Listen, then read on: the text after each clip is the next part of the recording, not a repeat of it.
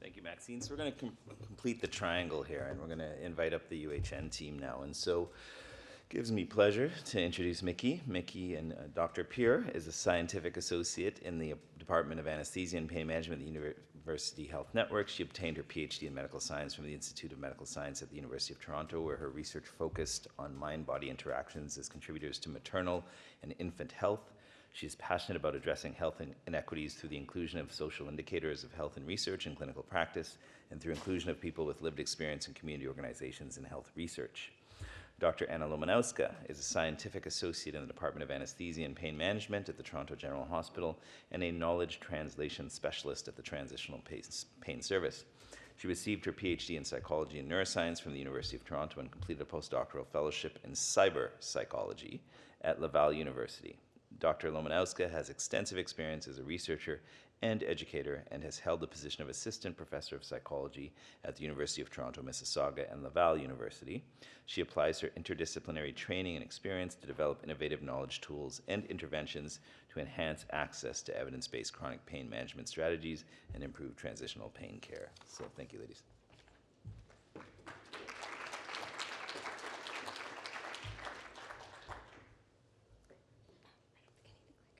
Hi everyone, thank you for staying with us and for listening to us speak today. I want to thank our partners Jim, Darlene, Monique for speaking about community needs and priorities. I want to thank our partners from Ganawishkadawe, Emily and Maxine, for speaking about methodology and the framework that we undertook during this work. Our talk today is going to be more focused specifically on the Coping Well project, like what we did, what we heard from community, and what we created. Before I go any further, I just want to introduce myself or situate myself in a different way. So I'm a Jewish settler born and raised on these unceded lands, to a mother who was raised in Israel and born in Bulgaria, and to a father who was born and raised also in Israel, with roots in Poland and in Russia. Thank you, Mickey, and great to be here with y'all today and to present the Coping Well project. So to situate myself, I'm also a white settler here in Canada, an immigrant from Eastern Europe, and it's great to be here and with you today. So I'm just going to start off by giving you a quick overview of what the project's actually about. So you've heard a lot of the framework for it, and we're actually going to get into some specifics of what we actually did and show you some of the resources that were created as part of the project. Coping Well stands for Chronic Pain Education for Indigenous Wellness. So you've heard that term many times. It's our acronym that has really worked out for us, and it makes it easier to talk about the project. The objective of the project is to work in partnership, as you've just heard, with Grand Council Treaty 3 to co-create and co-disseminate educational resources on chronic pain that incorporate the beliefs, values, and perspectives and needs of Indigenous individuals and communities. And we're co-creating resources for both First Nation peoples and communities, as well as for healthcare providers. And just to go back, you've already met the various partners. So our team at the Transitional Pain Service, Grand Council Treaty 3, as well as the team from Ganawishkadawe. And at Grand Council Treaty 3 specifically, we're working with the Health Transformation team. And here's a photo of the team who's gathered here again today. And it's great to be here. This was our opening ceremony in Saskatchewan back in May 2023. And it's wonderful to be here together again. So it was really important, as you've heard in the talks today, to work in a good way in this project. And we ensured that we upheld all applicable standards of ethical conduct of research with Indigenous peoples and organizations, including the OCAP principles that Darlene has already mentioned.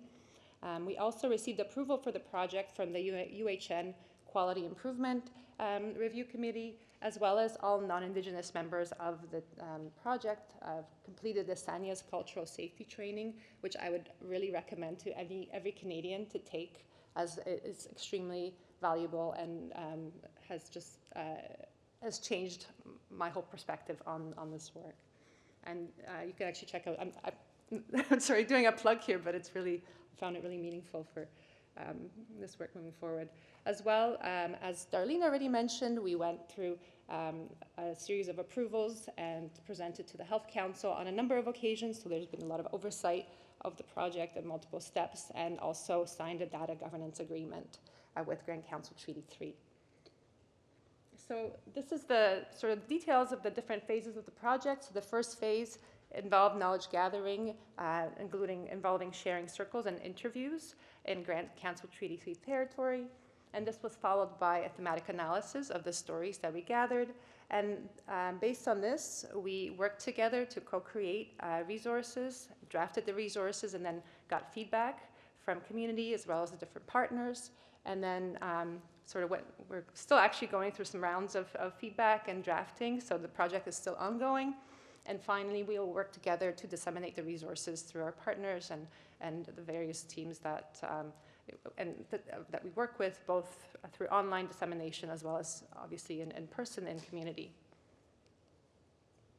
So just to situate you to Grand Council Treaty 3 territory, and Darlene's already talked about where it is. So this is in Western Ontario. You can see the communities. There's the 28 communities that are part of the territory, and we conducted in-person engagement in five of those communities, 4 for our knowledge gathering and 1 for feedback on our resources. So I've just circled the places we visited, and you can see we try to cover the 4 directions: northwest, east, and south.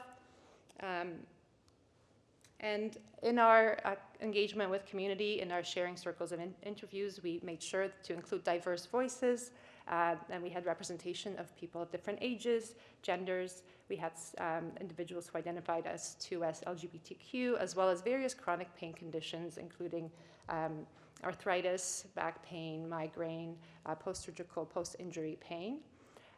In our knowledge gathering, we heard stories from 46 people with lived experience of chronic pain. We talked to 33 healthcare providers and traditional healers, and 4 caregivers of people with lived experience of pain.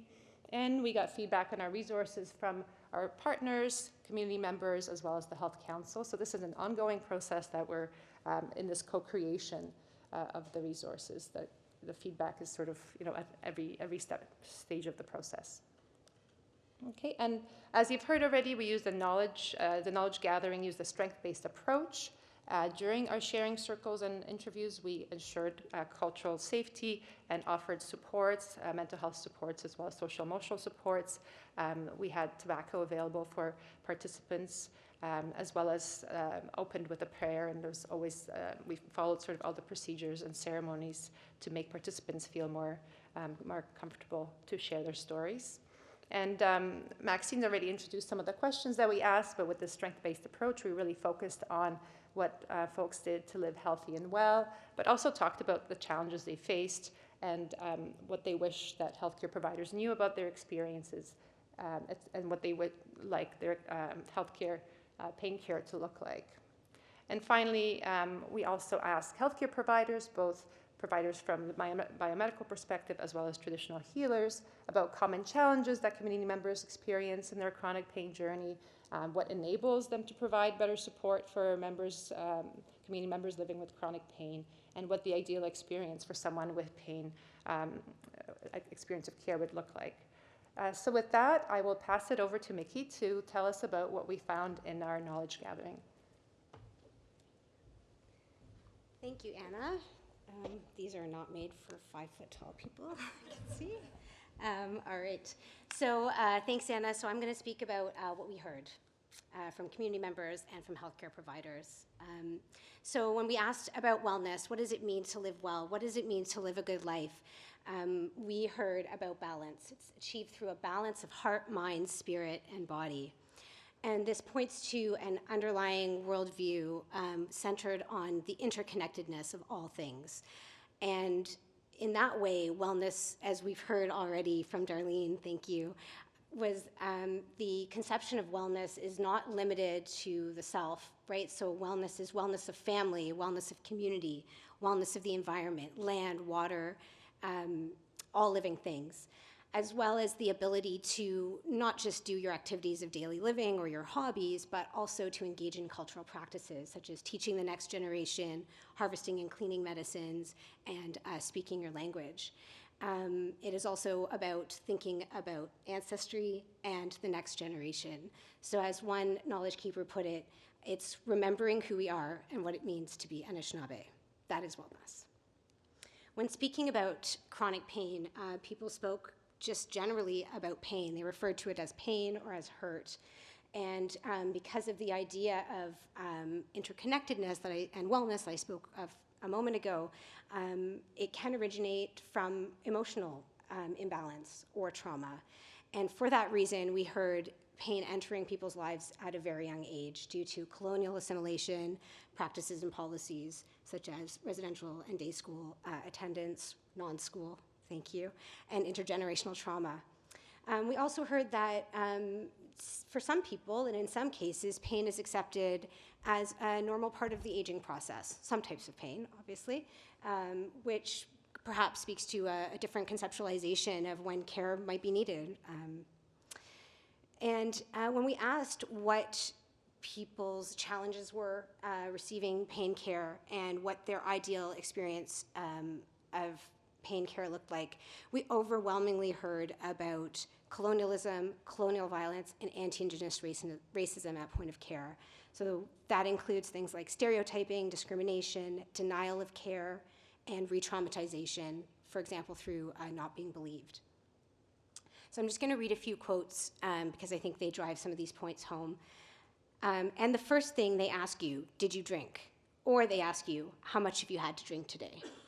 So we stop for a moment and think about, you go to a care provider because you need help, and that's the first thing that you hear. He gave me that attitude, that same attitude, treating me like I was guilty. You just get to the point where you just don't even bother. It's better to just suffer than to go be publicly humiliated or shamed. And finally, it's a brick wall. It's like a brick wall. It's just built up between you. That's between provider and patient and healthcare provider. So other examples of anti-colonialism and colonial violence at point of care included things like not having a complete medical history or complete assessments conducted, not being given information or pain management options, repeatedly being pushed for medications, as Jim told in his story earlier, delegitimization of First Nations medicines and cultural practices, inadequate support for language barriers, not being supported in carrying out care management solutions, and lack of coordination and lack of follow-up. I'm just going to read a few more quotes now. The lack of awareness that the hospitals or the doctors, the lack of cultural understanding, and then when we do complain, then they minimize it, so we don't win either way. And that's why a lot of the old people, they don't want to go to the hospital, not unless they really have to. And by then, they're probably too sick to manage it. They, being healthcare providers, they need to know our background because a lot of our issues deal with historical trauma and mental health, trust issues. It takes a lot for somebody to walk through that door to even go ask for help. And finally, once you're sent away, you don't come back, and you live with it. You live with that pain. So what the examples that I've shared with you now and what we heard are experiences of poor care. But more than that, as Emily pointed out, this is ongoing. This is not a relic from the past. This is continuing today. And what the situation creates is not just these poor care experiences, but the expectation before even going to point of care to receive stigmatization, discrimination, and poor care. What that means is it creates stress for the patient, and patients take on extra work. We heard examples from community of people being in pain and needing to go to the emergency room and choosing not to drive to the 1 hour away hospital, but instead to the 2 hour away hospital because they know on that day, at that time, the doctor on the shift is very racist. We heard other examples of people dressing up nicely and putting on makeup before going to a clinical visit in order to increase the chance that they might be taken seriously or respected. This is demoralizing and leads to further stress and further isolation. So what we see are all these experiences affect the individual, of course, but they also affect the interaction with the healthcare provider, and they impact all aspects of care, from when someone chooses to come forward and access care, where they go, what options are being given, and what options they can even carry out. Nevertheless, we did hear many stories of people who live with pain and live a good life with chronic pain. And so what we heard there were people, some people choosing traditional Anishinaabe cultural and healing practices, some using Western styles of medicine and self-care, but overwhelmingly, I would say most combine these two forms.